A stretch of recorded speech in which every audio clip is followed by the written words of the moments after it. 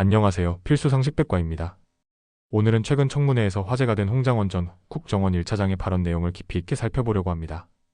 국정원 내부에서 어떤 일이 있었는지, 그리고 그의 폭로가 어떤 의미를 가지는지 함께 알아보겠습니다. 홍장원의 청문회 발언 주요 내용을 살펴보겠습니다. 홍장원 전 국정원 1차장은 청문회에서 국정원 내부의 심각한 문제점들을 구체적으로 진술했습니다. 그가 밝힌 주요 내용은 다음과 같습니다.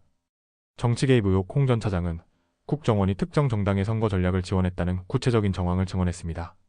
국정원의 일부 고위 간부들이 대통령 선거와 관련된 정보를 특정 캠프에 전달했다는 사실을 직접 확인했다.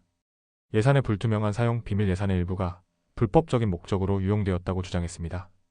비자금이 조직 내부가 아닌 외부 로비 활동에 사용되었다는 정황이 다수 있었다. 내부 고발자에 대한 탄압. 내부에서 이러한 문제를 지적한 직원들이 불이익을 받았다고 증언하며 국정원 내의 투명성 부족을 비판했습니다. 홍장원 발언의 파장을 알아보겠습니다. 홍 전 차장의 발언은 국정원의 투명성과 독립성을 다시 논의하는 계기가 되고 있습니다. 정치적 중립성 논란. 홍장원의 발언은 국정원이 중립을 잃고 특정 정치 세력의 도구로 활용된 사례를 보여줍니다. 예산 문제. 국민의 세금으로 운영되는 비밀 예산이 불법적으로 사용되었다는 주장은 심각한 문제로 향후 국회와 감사원이 개입할 가능성이 큽니다. 내부 고발자 보호의 필요성. 조직 내부에서 문제를 지적하는 목소리가 외면받는 현실을 보여줬습니다. 이는 공익신고자 보호법의 개선 필요성을 시사합니다. 청문회 이후 진행 상황은 어떻게 될까?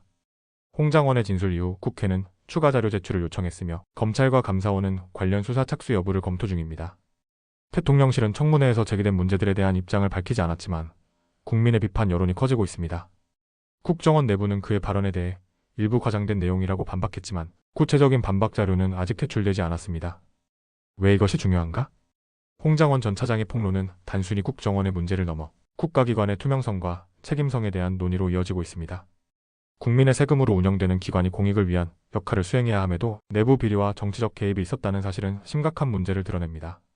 국정원의 투명성 강화. 이번 사건을 계기로 국정원의 개혁이 본격적으로 논의될 가능성이 큽니다. 정치적 중립성. 국정원과 같은 국가기관의 정치적 중립성을 확립하기 위한 법적, 제도적 장치가 필요합니다. 홍장원 전 국정원 1차장의 폭로는 우리 사회의 투명성과 정의를 요구하는 목소리를 다시 일깨웠습니다. 여러분은 이번 사건에 대해 어떻게 생각하시나요? 댓글로 여러분의 의견을 남겨주세요. 앞으로도 중요한 이슈를 쉽고 명확하게 전해드리는 필수 상식백과였습니다. 감사합니다. 윤석열의 실시간 내용을 알고 싶으시다면 구독, 좋아요, 알림 설정 부탁드립니다.